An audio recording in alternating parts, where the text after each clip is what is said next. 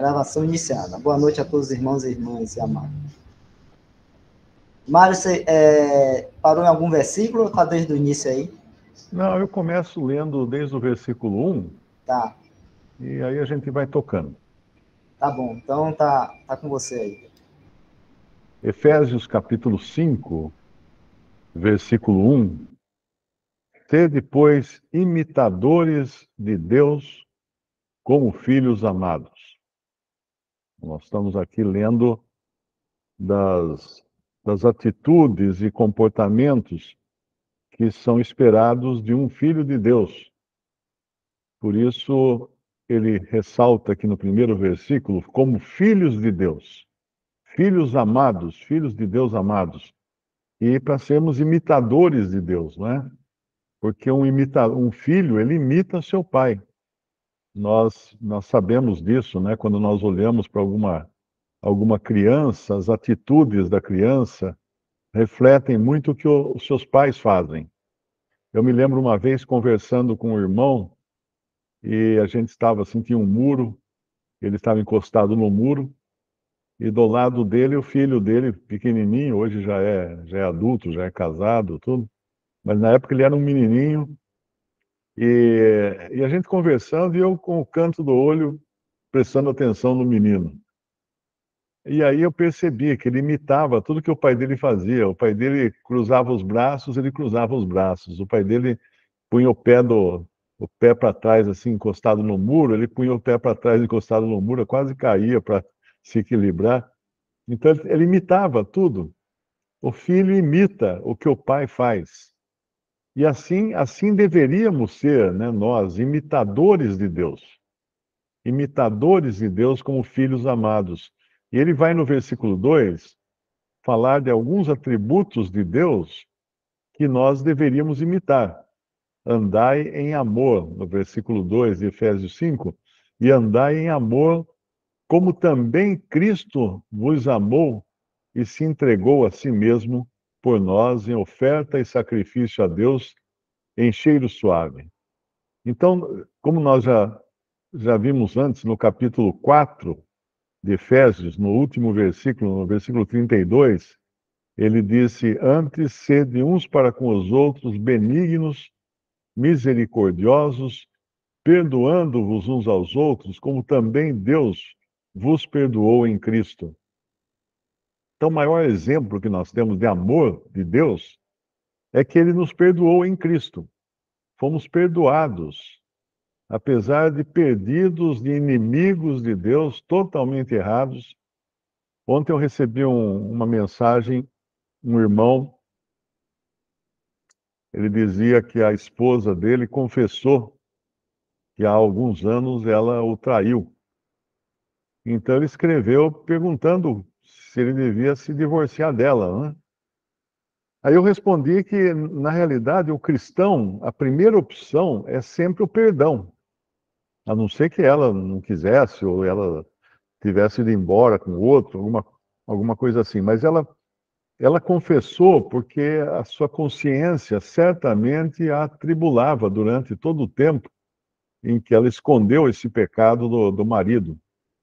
Então eu disse que o perdão é a primeira opção do cristão, porque Cristo nos amou, Cristo nos perdoou, Deus Pai nos perdoou. Fomos perdoados, né, como fala no, no próprio versículo 32, né, do capítulo 4, perdoando-vos uns aos outros, como também Deus os perdoou em Cristo. O exemplo para o cristão é o que Deus fez. Repare que nós perdoamos não para sermos perdoados. É o contrário até de antes da doutrina dada à igreja, quando você lia o Pai Nosso, que dizia: perdoa as nossas ofensas, assim como temos perdoado os que nos têm ofendido. Então era uma questão de causa e efeito, ou seja, eu perdoo, uh, eu espero ganhar o perdão de Deus porque eu perdoei o meu ofensor. Mas agora estamos do lado de cá, estamos do lado de cá do perdão, do lado de cada cruz. Então nós perdoamos porque Cristo nos perdoou. Tem até um versículo, eu acho que é Colossenses, capítulo, se não me engano, é capítulo 2 ou capítulo 3.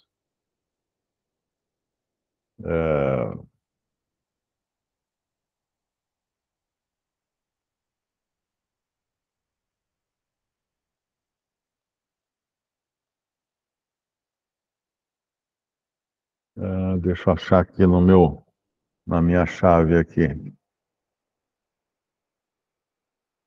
Colossenses capítulo 3 diz assim: suportando-vos uns aos outros e perdoando-vos uns aos outros, se alguém tiver queixa contra outro, assim como Cristo vos perdoou, assim fazei vós também. Então repare que aqui já é uma questão de Cristo ter nos perdoado primeiro. E aí nós, como consequência de um perdão já recebido, nós perdoamos. Nós perdoamos. Então, voltando agora lá para Efésios capítulo 5, e andai em amor, como também Cristo vos amou, se entregou a si mesmo por nós, em oferta e sacrifício a Deus em cheiro suave.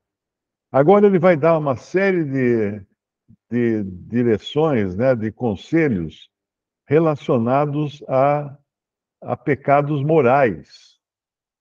A pecados morais. No versículo 3 ele fala: mas a prostituição e toda sorte de impureza ou avareza, nem ainda se nomeie entre vós como convém a santos.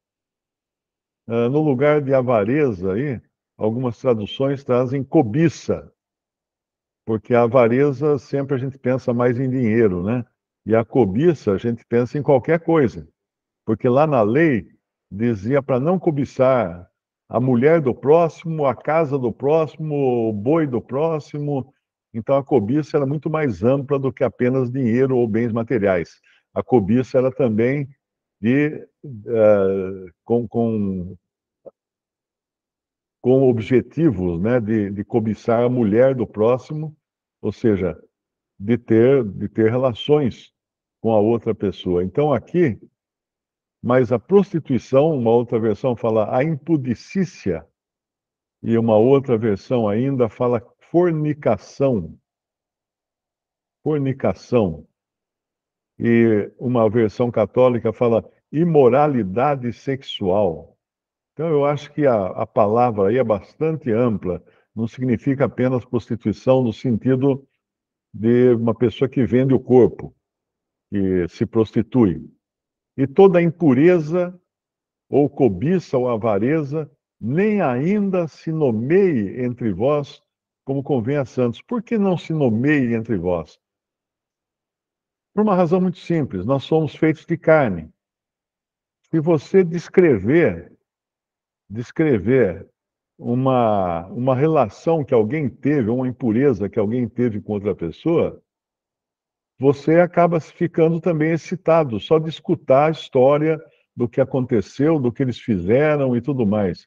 Por isso, essas coisas não devem nem ser nomeadas entre os santos.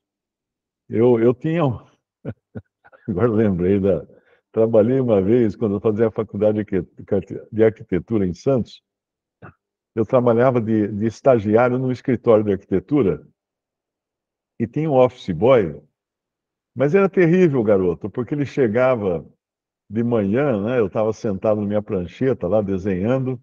Ele chegava assim: seu Mário, o senhor viu ontem a novela? Não, eu não vejo a novela, Paulo, não vejo. Então, foi assim, né?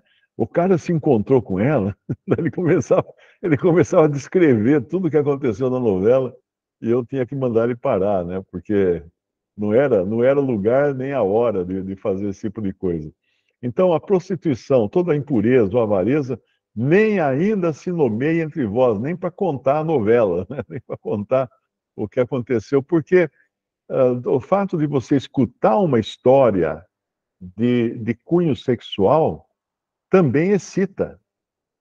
também desperta os instintos, né? Nós temos instintos, nós temos desejos sexuais.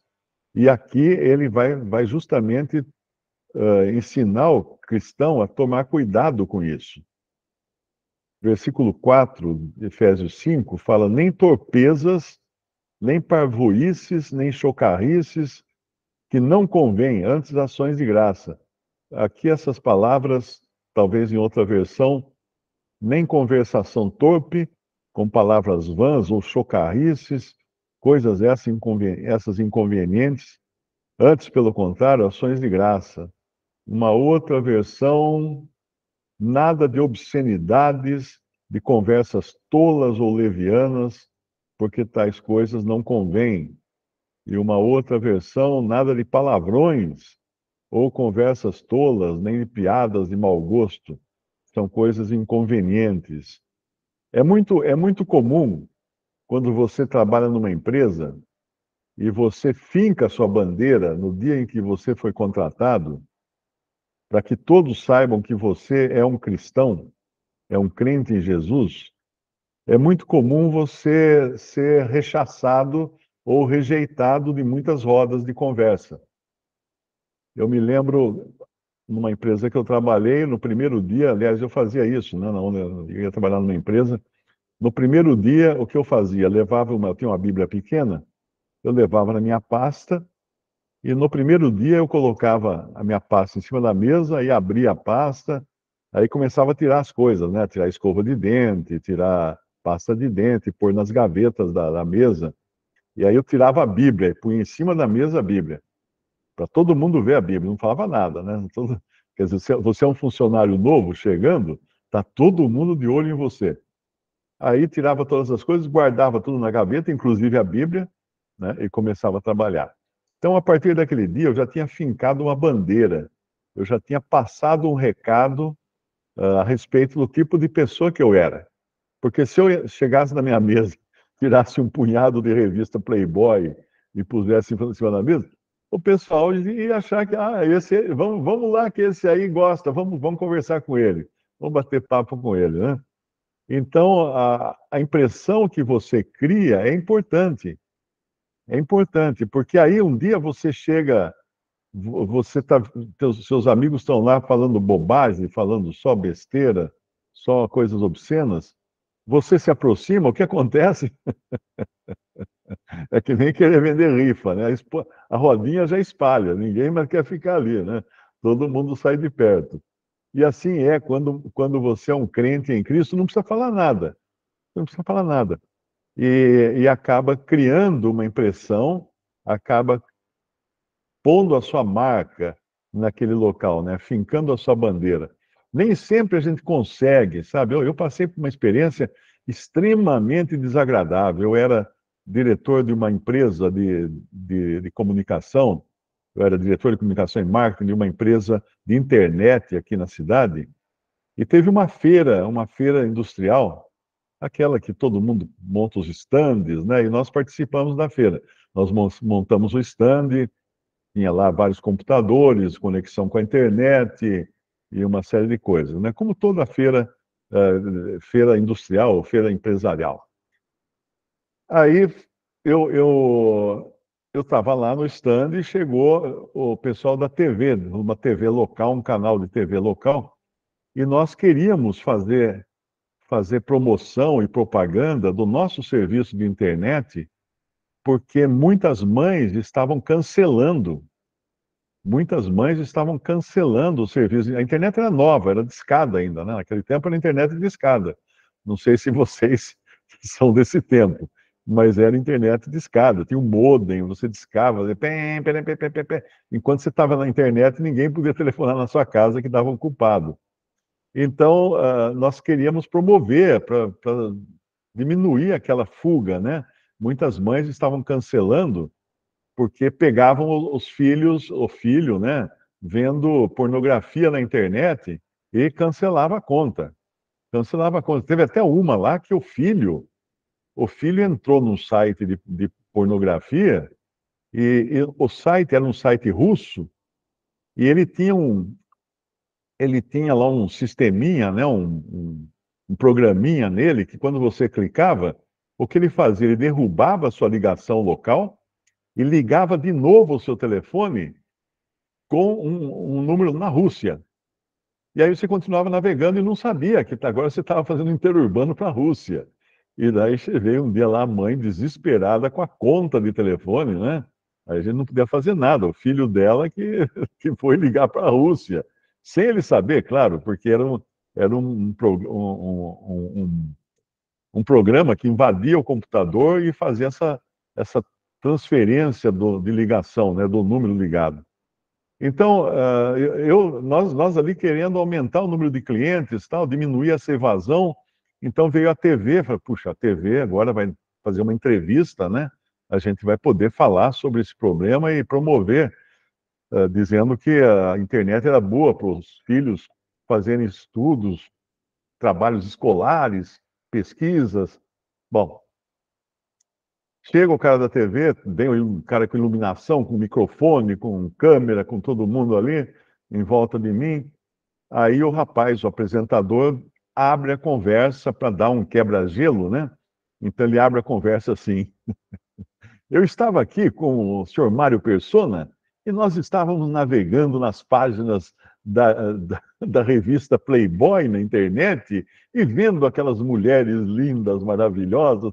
Nossa, quando o cara falou isso, eu não sabia o que eu fazia, eu não sabia se entrava no bolso para desaparecer ali da cena, né? Porque ficou uma situação extremamente difícil. E aí eu tive que contornar isso, falar que a internet realmente tinha muita coisa para estudante, muita pesquisa, e etc, etc, etc. Mas ficou um mal-estar tremendo. E depois, na hora que terminou a entrevista, eu dei uma dura no cara, no jornalista, né? Pela falta de tato dele, né? É que é um molecão, né? Um cara que queria mostrar serviço, só que errou o alvo. Então, muito importante, quando fala aqui no versículo 5, pois bem sabeis que nenhum devasso, ou impuro, ou avarento, ou qual é idólatra, o avarento aqui também poderia ser lido como cobiçoso, o qual é idólatra, tem herança no reino de Cristo e de Deus. Por que que tem avarento aqui? E o sentido é justamente esse, de cobiçoso, alguém que se dá a cobiça. Porque o Darby, deixa eu ver como é que o Darby coloca, né? Unbridled lust, alguém com desejo sem controle, ele coloca aqui, né? Deixa eu ver se é isso não. Deixa eu fazer uma tradução rápida aqui.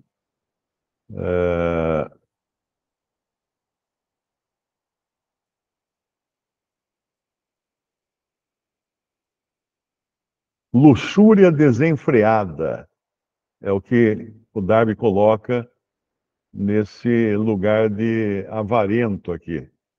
Luxúria desenfreada, porque é uma pessoa que não tem controle da sua luxúria, né, dos seus desejos sexuais. E isso ele coloca como idolatria, né? Uma idolatria, porque a pessoa acaba adorando de tal maneira o corpo de outro ser humano que ele acaba praticando idolatria. Nós sabemos que teve até um caso em Números. Em Números, podemos abrir lá em Números, capítulo 25, versículo 1. Israel deteve-se em Sitim, e o povo começou a prostituir-se com as filhas dos moabitas.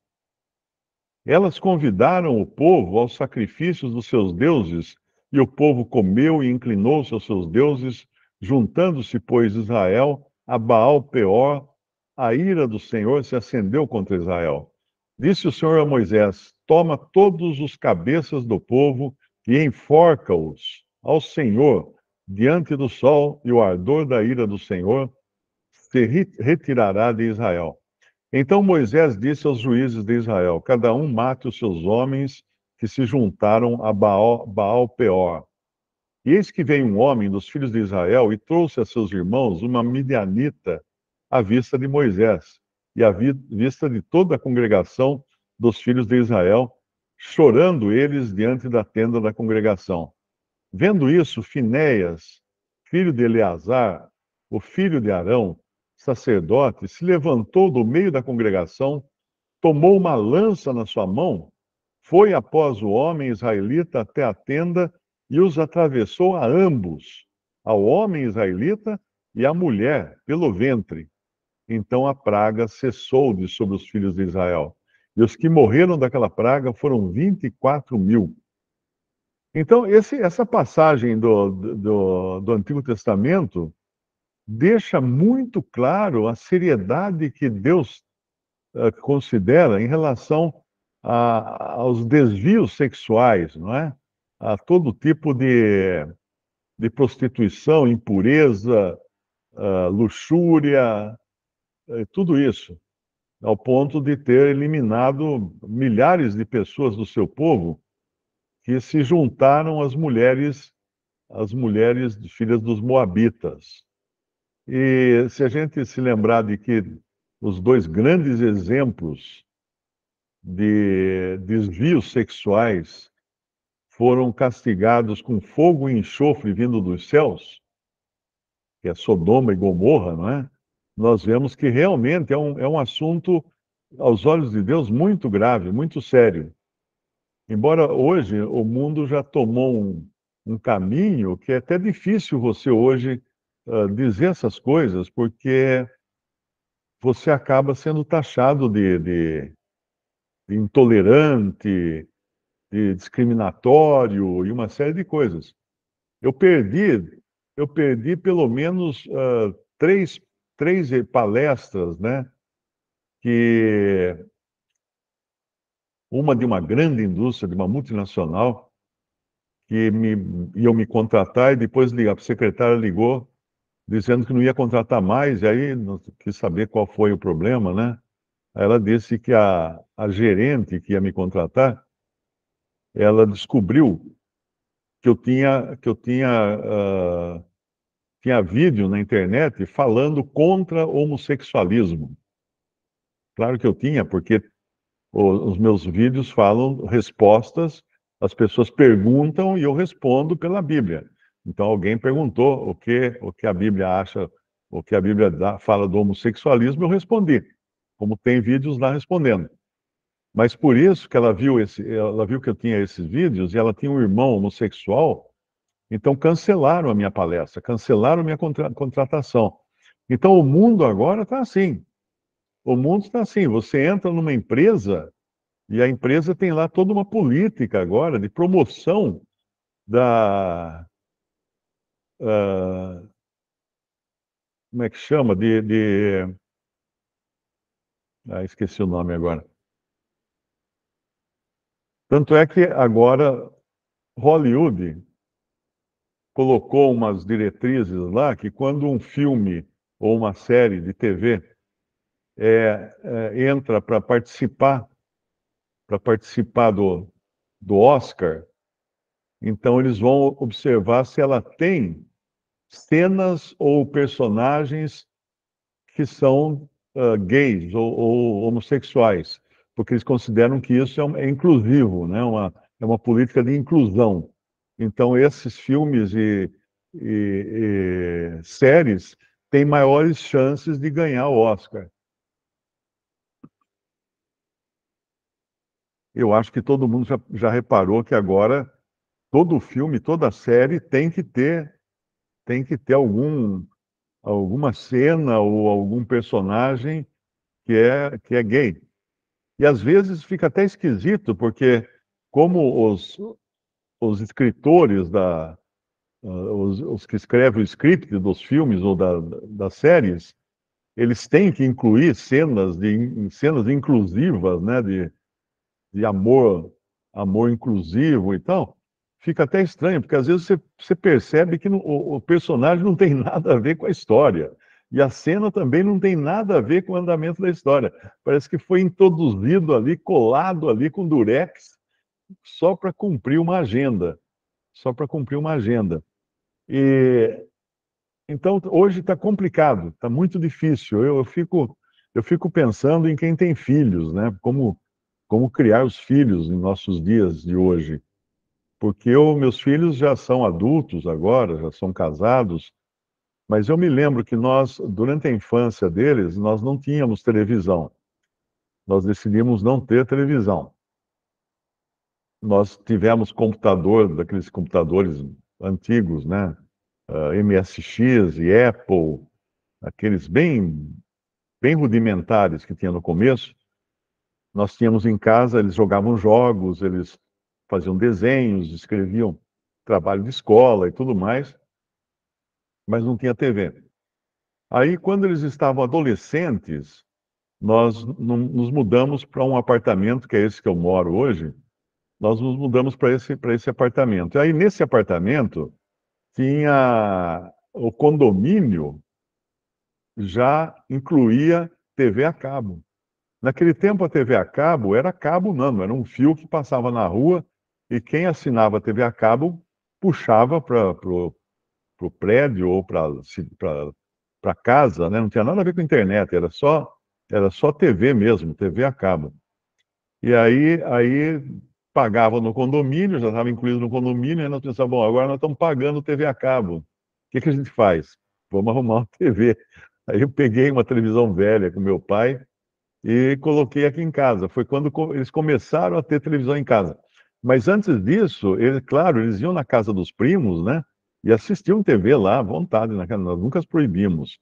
Só que em casa nós tínhamos sempre alguma atividade para que eles fizessem. Então nós jogávamos com eles, mesmo no computador, tinha jogos, nós fazíamos alguma atividade, tinha leitura da Bíblia à noite, todos os dias em casa. Então, de certa forma, a gente conseguiu ainda que vacinar um pouco, né, os filhos nesse tempo que foi da infância, da primeira infância e tal. Mas depois veio a adolescência e acabamos cedendo à questão da TV. Mas antigamente tinha muito disso, crente não tem TV em casa, né? Eu me lembro até que um irmão contando que na igreja dele só o pastor tinha TV. Aí eu falei, mas por que só o pastor tem TV? Não, ele tem TV para ele assistir e aí ele avisar os irmãos dos malefícios da TV. Eu falei, ah, legal, já entendi, né? E aí ele contou a história que uma vez entrou ladrão na casa dele, na casa do pastor, e o pastor chegou em casa, o ladrão estava saindo com uma TV no colo. Aí disse que o pastor pegou o ladrão no flagra, né? E aí sentou para conversar com o ladrão, e o ladrão se converteu e contou uma história toda dramática da conversão que queria roubar a TV. Eu não sei até onde aquilo era real ou era apenas uma desculpa para o pastor ter TV. Mas naquela época, realmente, você conseguia, né, não ter TV. Eu me lembro até que muitos irmãos não tinham. Eu me lembro até uma vez na escola dominical, surgiu o assunto da televisão, eu dava aula da escola dominical para as crianças, né? Aí cada um, meu, em casa não tem, a outra, em casa também não tem, a outra não tem. Aí uma menininha falou assim, em casa tem, mas meu pai deixa escondido no guarda-roupa, para os irmãos não saberem. A menininha entregou o jogo do pai dela, né? Então, mas passou esse tempo, porque hoje todo mundo tem uma TV no bolso. Todo mundo tem uma TV. Você fala assim, não pode ter TV, né? Bom, isso era no tempo em que a TV era aquele trambolho enorme e o pastor mandava pôr o copo d'água em cima da TV quando ele abençoava o copo d'água. Mas hoje, se o pastor pedir para pôr um copo d'água em cima da TV, o copo vai cair, porque a TV tem a grossura de um dedo, né? Não dá para equilibrar um copo em cima da TV. Então, hoje, todos têm TV. Todo mundo tem no bolso uma TV. Você pega o que você quiser. Você pega tudo o que você imaginar. Não tem limite. Então, o limite vai ser na sua mente, vai ser no seu coração, vai ser na sua descrição, né? Você vai ter que se controlar, você vai ter que se policiar. Não vai ter jeito. E assim é com as crianças também. Hoje, até o cachorro da família tem um celular. Então, todo mundo em casa tem um celular. E fica muito difícil controlar, pelo menos tentar controlar os filhos, né? o que só pode ser feito com uma educação mesmo, com educação e com temor de Deus. E aí no versículo, então, nós estamos no versículo 5, porque bem sabeis isto, que nenhum devasso, ou impuro, ou avarento, ou cobiçoso, o qual é idólatra, tem herança no reino de Cristo e de Deus. Ninguém vos engane com palavras vãs, porque por estas coisas vem a ira de Deus sobre os filhos da desobediência. Mais uma vez, vamos pegar outra versão aqui, palavras vãs, acho que todas elas, ninguém vos seduza com vãos discursos, todas elas, ninguém vos iluda com palavras fúteis.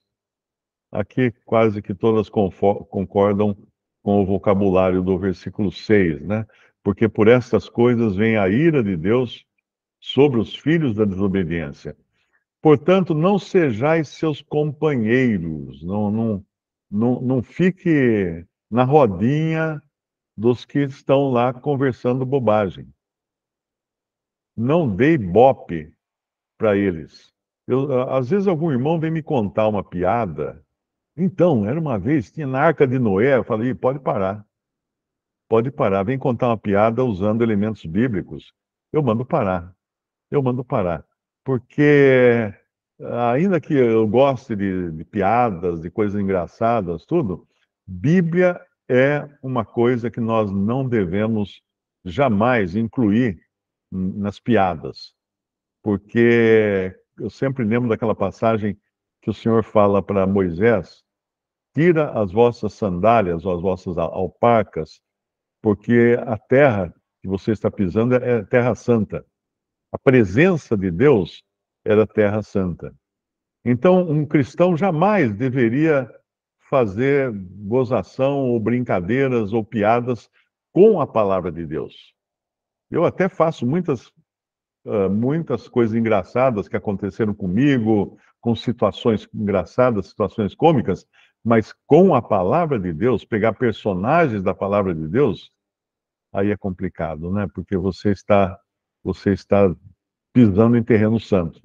Então, vamos evitar sempre qualquer coisa em cima da palavra. E também evitar compartilhar, né? Porque aí um irmão escuta isso aqui, ou escuta eu falar isso, amanhã já chega no meu e-mail, na minha rede social. Olha, Mário, o que esse cara está falando aqui, contando essa piada da Bíblia? Que coisa horrível, né? Aí não ajudou nem um pouco, né? Não ajudou nem um pouco. Quer dizer, como ele fala, ele vai falar no versículo 12, porque o que eles fazem oculto, até dizê-lo é torpe. Ou seja, você compartilhar também das coisas que são feitas em oculto, das coisas que são perniciosas, que são imorais, você compartilhar, mesmo que seja no sentido de fazer acusações, é torpe. É torpe, está contaminando as pessoas que estão recebendo aquele vídeo, ou aquela história, ou qualquer coisa assim. E no versículo 8, ele vai dar a razão de tudo isso, né? No versículo 8, porque noutro tempo erais trevas, mas agora sois luz no Senhor, andai como filhos da luz. É muito importante aqui a gente entender que não está falando que no outro tempo estávamos em trevas, por, porque estávamos mesmo, né? Ele está falando que éramos trevas,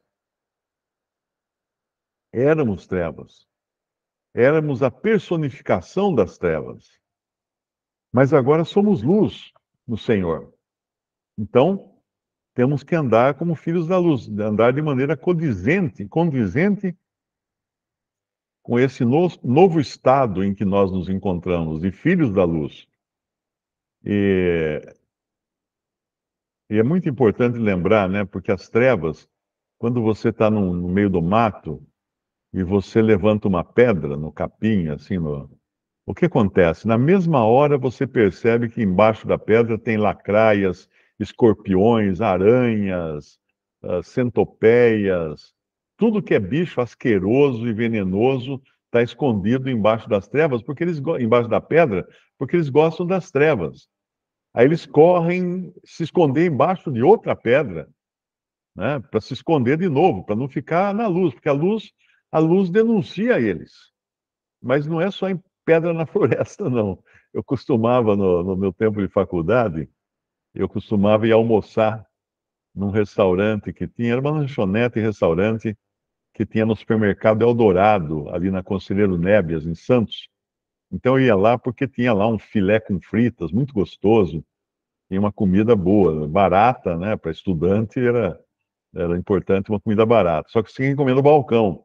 E era um balcão que você tem que comer com alguém atrás de você, soprando na sua nuca, porque ele estava esperando você desocupar o lugar. Um lugar que enchia, porque era muito barato, ficava cheio.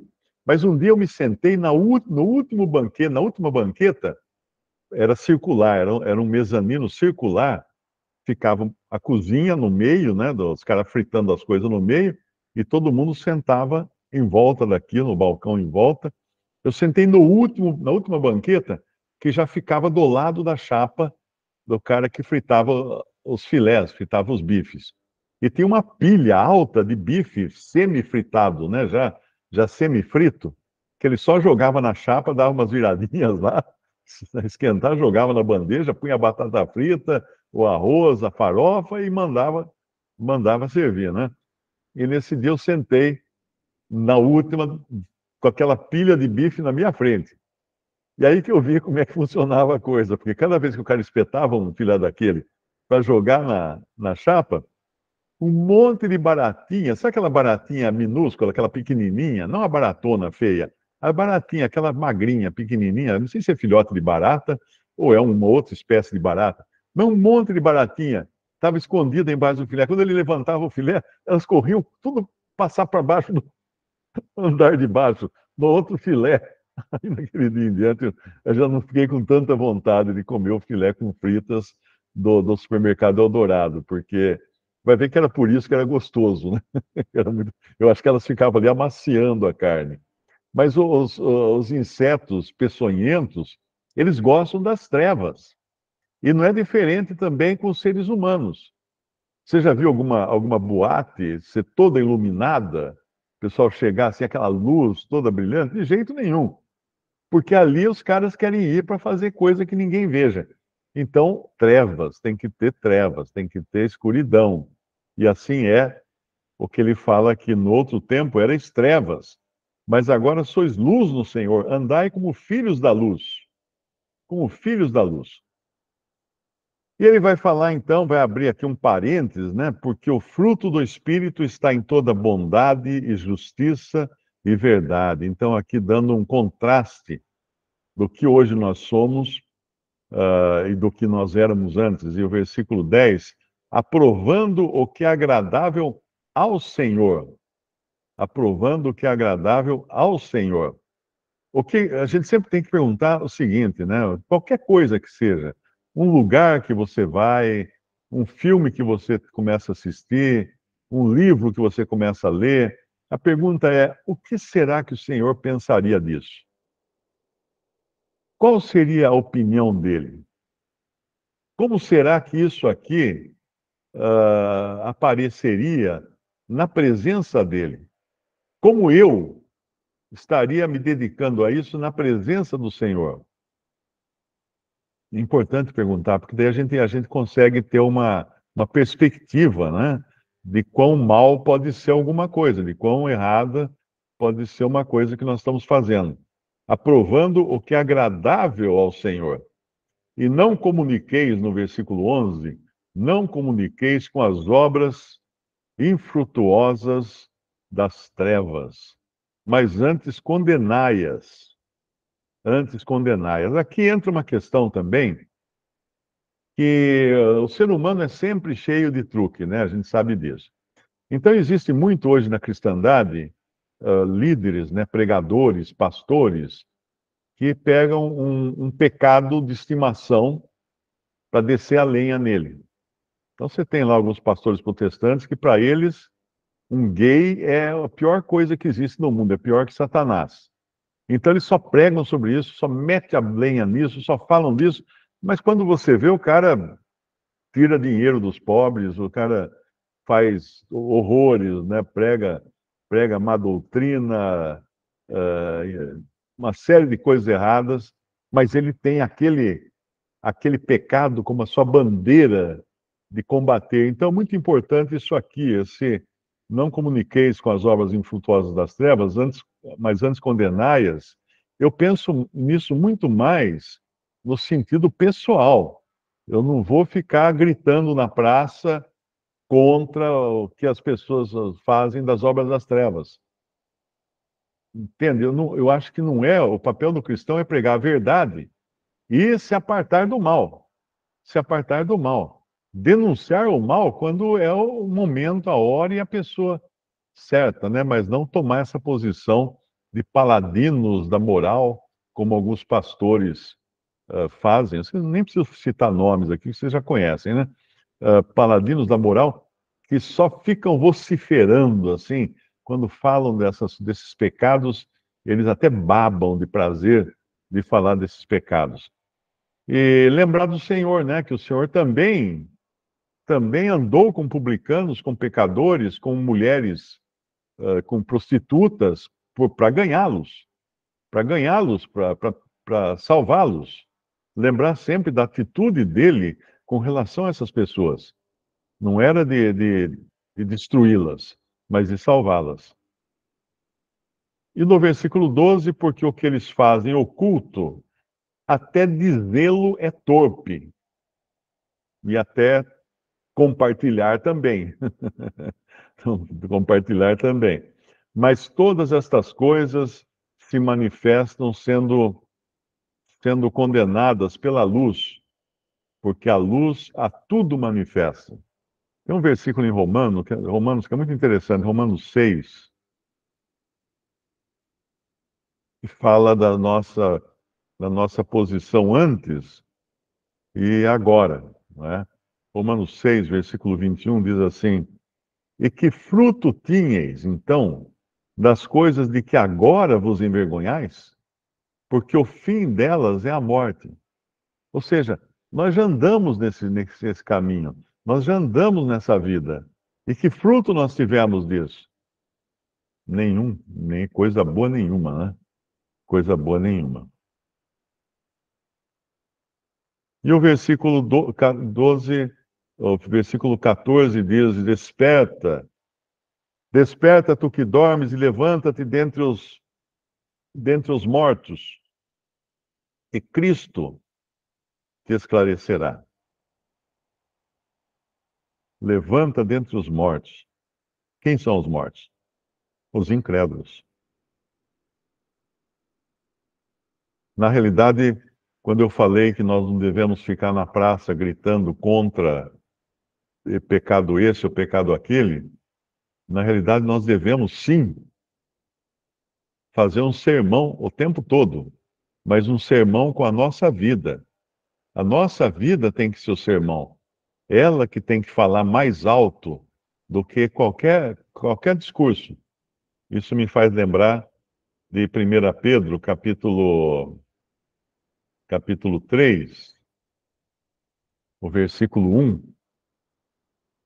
Muitas irmãs se inscrevem e não sabem o que fazer porque estão casadas com maridos incrédulos. Aí eu digo, pregue para ele e, se necessário, use palavras. E aí eu cito esse versículo aqui, 1 Pedro 3:1. Semelhantemente, vós mulheres, sede sujeitas aos vossos próprios maridos, para que também, se alguns não obedecem à palavra, pelo porte de suas mulheres sejam ganhos sem palavra, considerando a vossa vida casta em temor. Então é a vida que é o discurso. A vida é o que prega. Então é importante isso, nós temos uma vida também que seja um testemunho. E eu me lembro uma vez, contratei um rapaz quando eu morava no sítio, lá em Alto Paraíso, E apareceu um rapazinho lá no sítio, eu estava procurando serviço, não nem sei que nome, o nome, nunca perguntei o nome dele, ele chamava Mineirinho, o apelido dele era Mineirinho. E ele precisava de serviço, né? Então eu falei, então vamos ter umas valetas para abrir lá no sítio, tem umas coisas para capinar e tudo mais. Então dei bastante serviço para ele lá. E até a gente era tão doido, né? Eu e a Cristina, nós éramos completamente inocentes.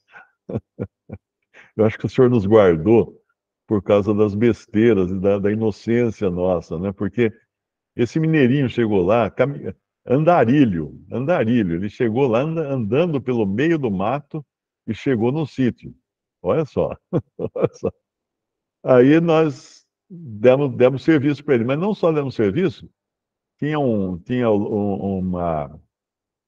casinha, né, que era onde as cabras dormiam à noite e tal, e em cima era coberta de sapé, né, de palha.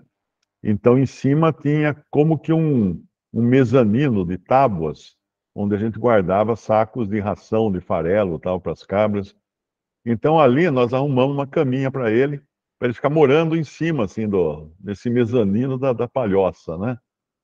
E aí o Mineirinho ficou ali. Só que aí nós tínhamos que fazer uma viagem para Brasília, vários dias, eu não lembro o que foi, a gente ia comprar alguma coisa, ia fazer compras ou ia resolver problemas de documentos, e a gente ia ficar alguns dias fora.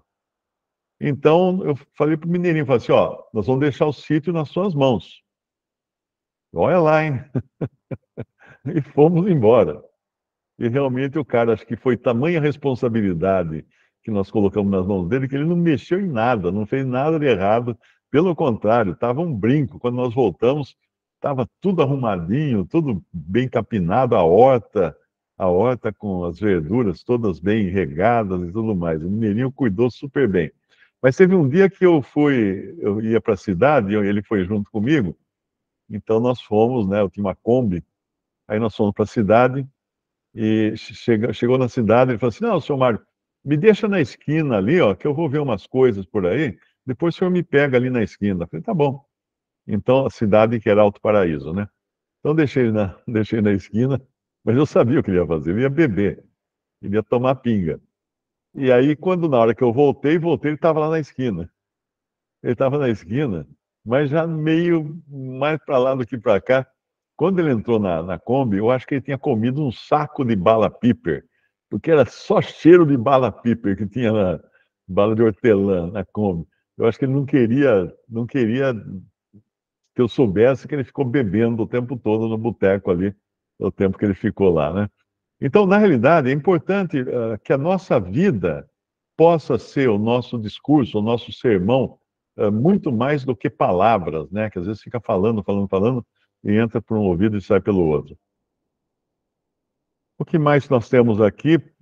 Portanto, no versículo 15, vede prudentemente como andais, não como necios, mas como sábios, remindo o tempo, porque os dias são maus.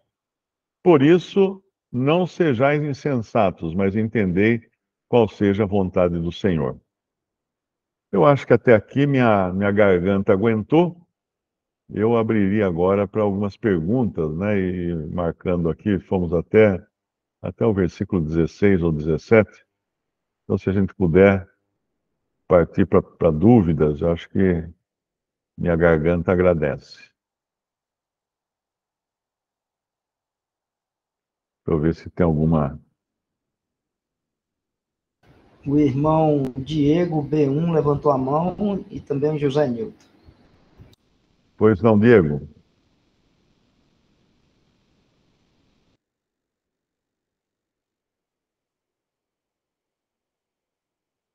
Foi sem querer? Está desculpado. Não vai pagar a prenda, não vai pagar a multa. José Nilton. Tudo certo. Uma curiosidade histórica. Pode falar. Você quer saber de onde vieram os dinossauros? Com base em Ezequiel 38, de 15 a 16, e considerando que naquela época a Pérsia é hoje o Irã, e Canaã é uma parte hoje do Estado de Israel. Gog, referido no texto, seria o Irã, pois não vejo na história bíblica a Rússia, uma vez que os dois, Irã e Rússia, são do norte, de onde virão tais povos contra Israel. Mas, na verdade, Gog e Magog, que era do povo de Moscov. Você vai encontrar isso no livro do Bruce Anstey. Ele fala desse povo de Moscov. É a Rússia. Gog, Rússia é Moscov ou Moscovo. O Bruce explica isso daí, viu? Eu não vou saber explicar tão bem quanto ele. Então eu peço que você leia o livro Acontecimentos Proféticos.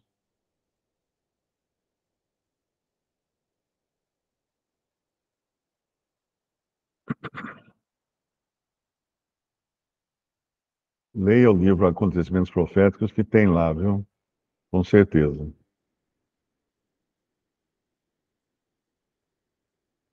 Fico devendo.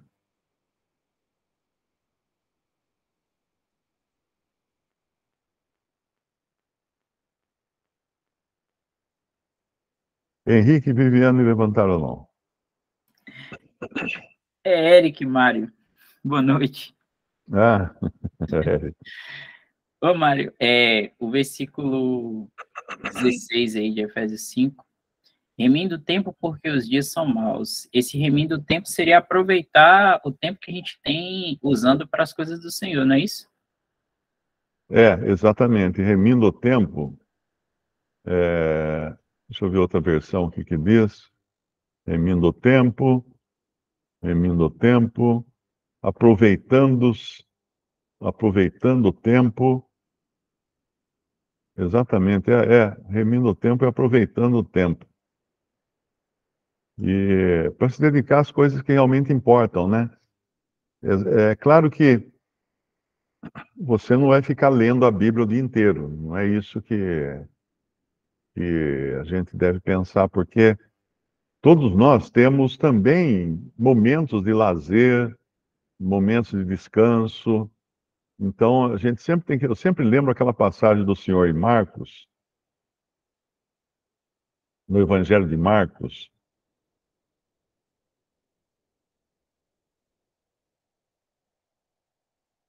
Marcos capítulo 6,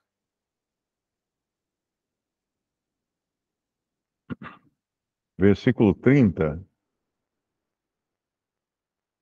E os apóstolos ajuntaram-se a Jesus e contaram-lhe tudo, tanto o que tinham feito como o que tinham ensinado.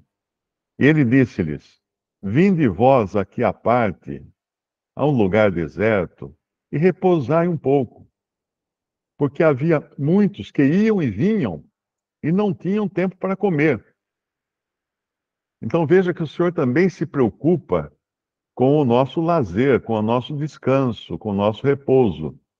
Ele não quer que a gente seja tipo soldados atarefados o tempo todo, mas tem que ter o tempo de descanso, o tempo de repouso, o tempo de conversa com uns com os outros, não necessariamente, né, que você não precisa conversar só das coisas de Deus. Você tem as conversas normais do dia a dia e várias coisas. Então, é até desagradável. Eu sinto até desagradável quando encontro algum irmão e parece que ele quer forçar, né? Quer forçar um tipo de conversa e de comportamento que não é natural, sabe? Que não é. Ou qualquer assunto que você traga, ele já leva para a Bíblia. Não é bem assim, sabe? Eu acho que a gente precisa tomar cuidado para não virar fariseus, né, nesse sentido. Qualquer coisa a pessoa já acha que tem que levar para a Bíblia aquilo que está falando. Não é bem isso. Nós temos outros assuntos que a gente conversa, nós somos seres humanos têm vários comportamentos e interesses, né, diferentes. Então, esse remindo o tempo, sim, é aproveitando o tempo, mas aproveitando também o tempo para descansar. Não é só o remindo o tempo para ficar lidando só com as coisas do Senhor, porque nós temos muitas coisas. Nós vemos até que aquelas duas irmãs, né, Marta e Maria, na primeira vez, Marta repreende Maria porque ela estava sentada aos pés do Senhor, ouvindo a palavra do Senhor. Mas na segunda vez em que elas aparecem, não há nenhuma reprimenda. Marta está servindo à mesa, Maria está ouvindo o Senhor, e estão todos ali em perfeita comunhão. Então, muito cuidado, né? Às vezes não querer. É como às vezes querer forçar os filhos também, sabe? Eu já vi irmãos que praticamente perderam os filhos. Eu me lembro de um irmão que veio ao Brasil uma vez, e os filhos dele eram pequenos. Ele tinha acho que três filhos pequenos. E aí eu levei eles para almoçar num restaurante. Eu morava em São Paulo nessa época, num restaurante no centro de São Paulo, num restaurante comercial. Desse que você sobe uma escadinha assim, lá em cima tem um restaurante barato e tal. Levei eles para almoçar lá, e lá no restaurante tinha televisão. E os crianças, né, claro, nunca viam televisão, não tinha televisão em casa, tal, ficaram com o olhão desse tamanho assim. Nossa, ele deu uma bronca nas crianças. O que vocês estão olhando aí? Não é para olhar, é coisa do diabo e não sei o que e tal. Mas deu uma bronca, eu assustei. Eu assustei, porque não era assim que eu tratava meus filhos.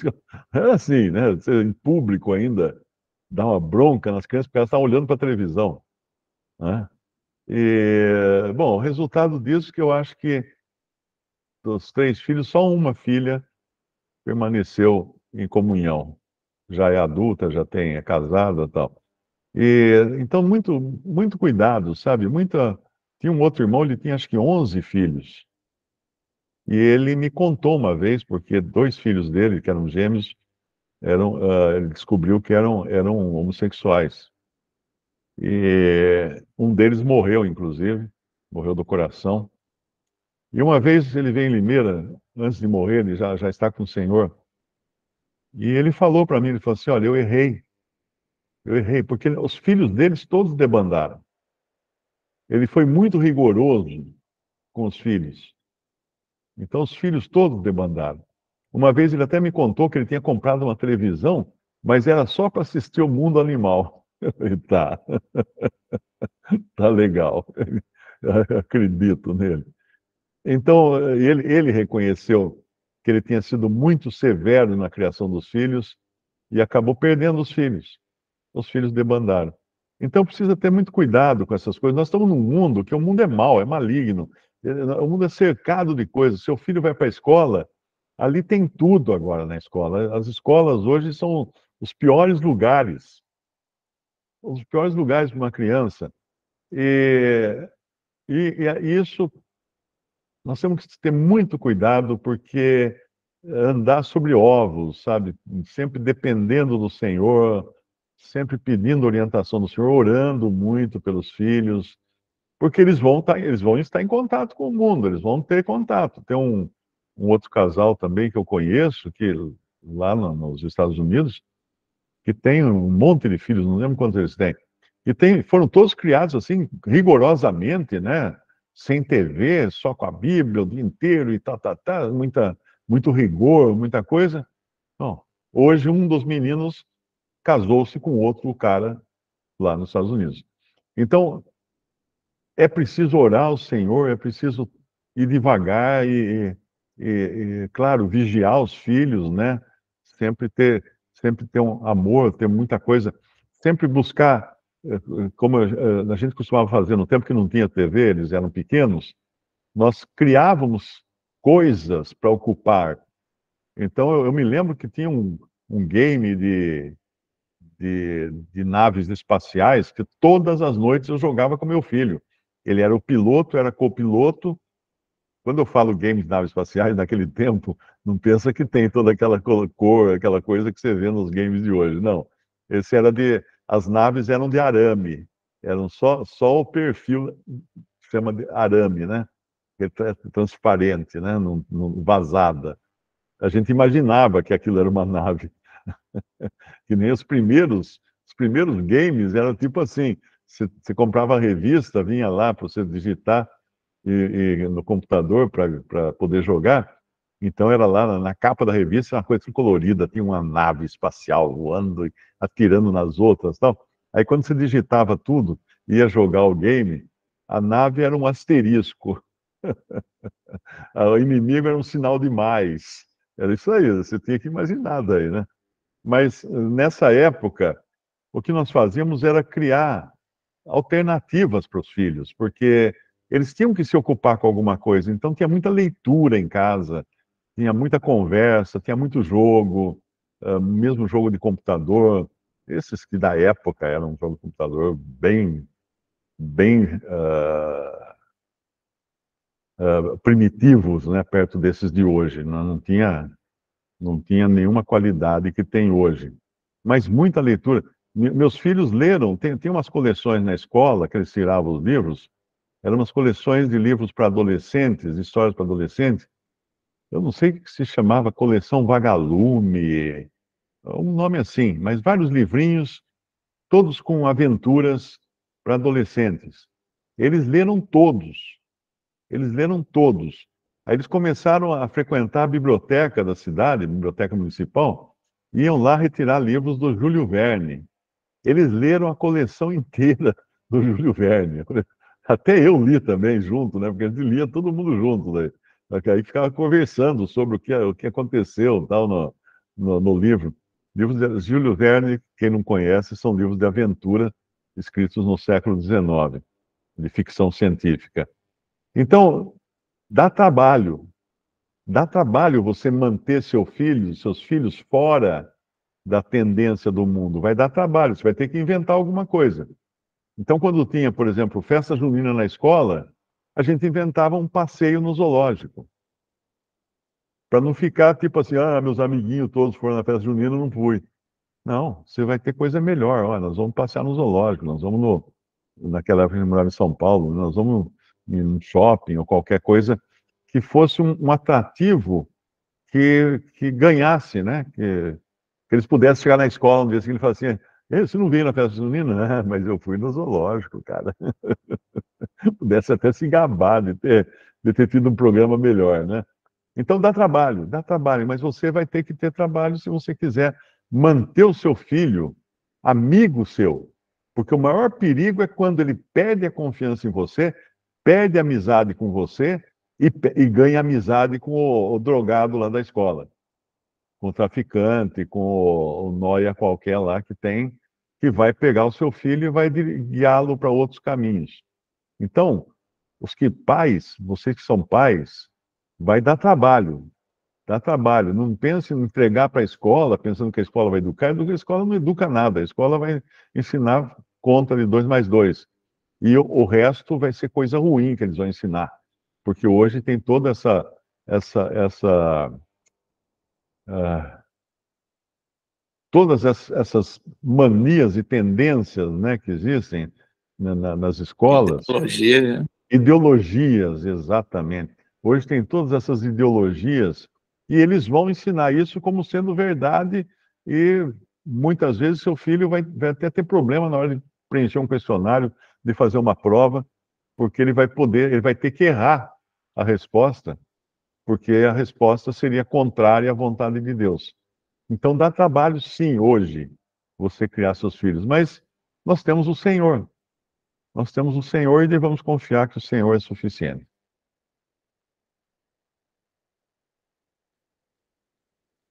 Obrigado, Mário. Já li muito livro dessa coleção Vagalume aí. Tinha alguns. Era Vagalume? É, Eu não tinha certeza se o nome era Vagalume. Até eu lia todos os livros da coleção Vagalume. muito A bom. gente ficava trocando lá em casa. O que eu mais gostava era o Rápido do Garoto Dourado. Era bom demais. Não lembro, agora não lembro a história. O jogo que eu e o Lucas jogávamos chamava-se Elite. Elite, para MSX, e acho que tinha para Apple também na época, mas a gente tinha um MSX em casa. Se você procurar por Elite dos anos 80, você vai ver que as fotos das naves são ridículas.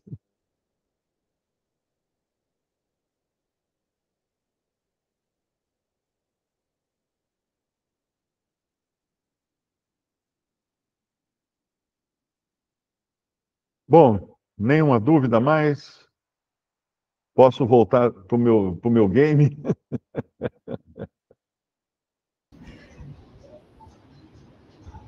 A Já, Giane Maria levantou a mão.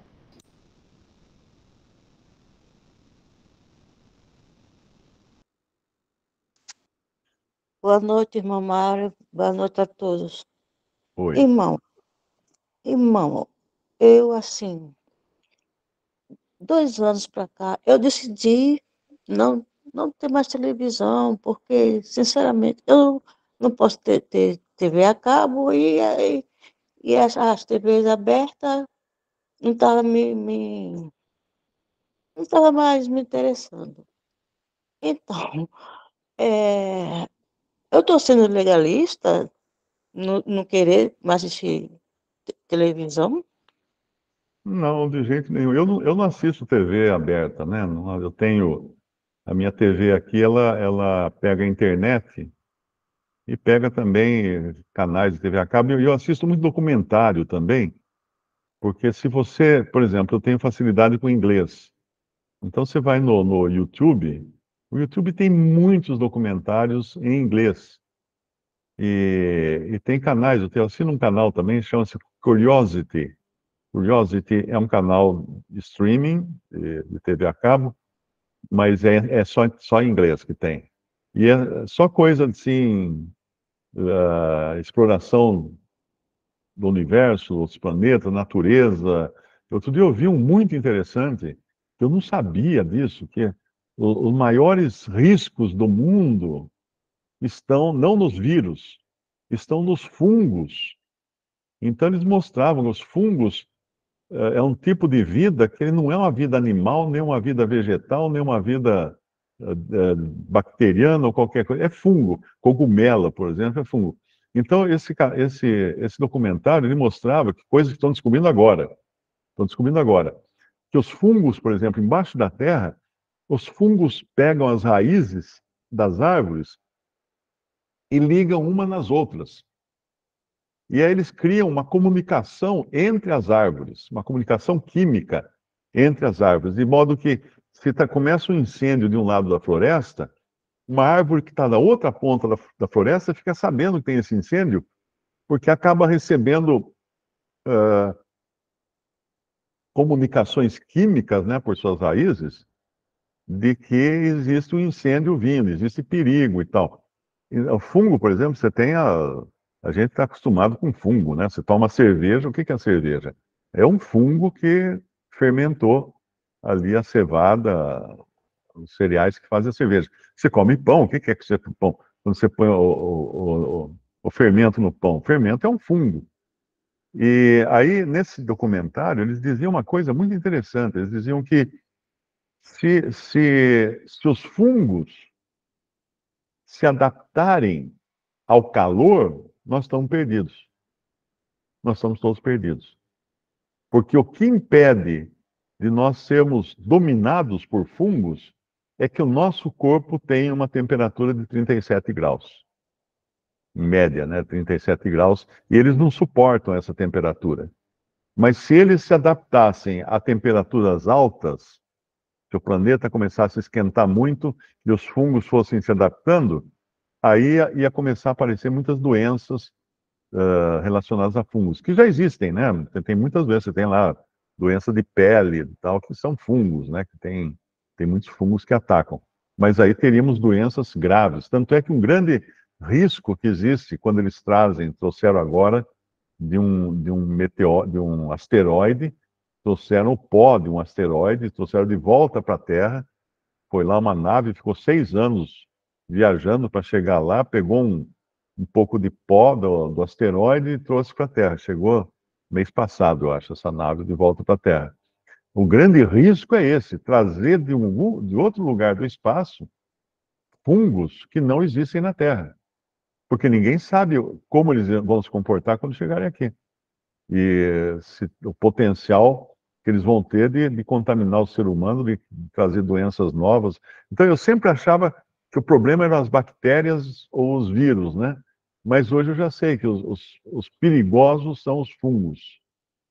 Mas ainda bem que nós, não precisa parar de comer pão nem tomar cerveja, ainda bem que nós temos uma temperatura que não é propícia para eles se alastrarem. Mas eles estão em todo lugar. Onde você for, tem fungo. Na terra tem fungo. Se cavou um pouquinho, eles estão lá. Nas árvores, nas plantas, todos eles, todo lugar tem fungo.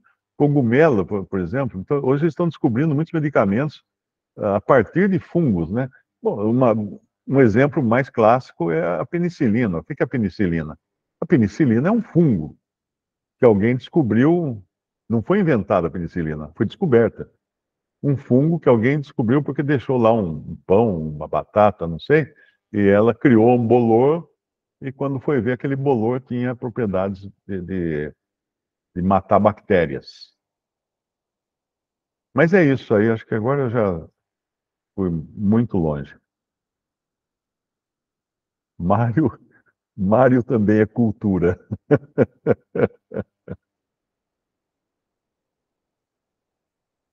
A Cristiane levantou a mão. Irmão Mário, só gostaria de marcar a passagem em Marcos, que não deu para me marcar, que o irmão leu. É Marcos capítulo 6. Tá, obrigada. Deixa eu achar aqui para você, peraí. É Marcos 6, né, que eu falei? É 6:31. Marcado, obrigada. Nada.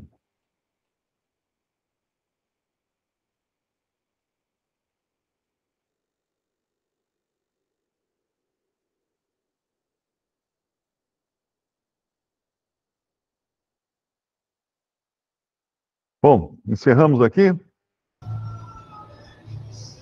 Ok, Mário, encerramos.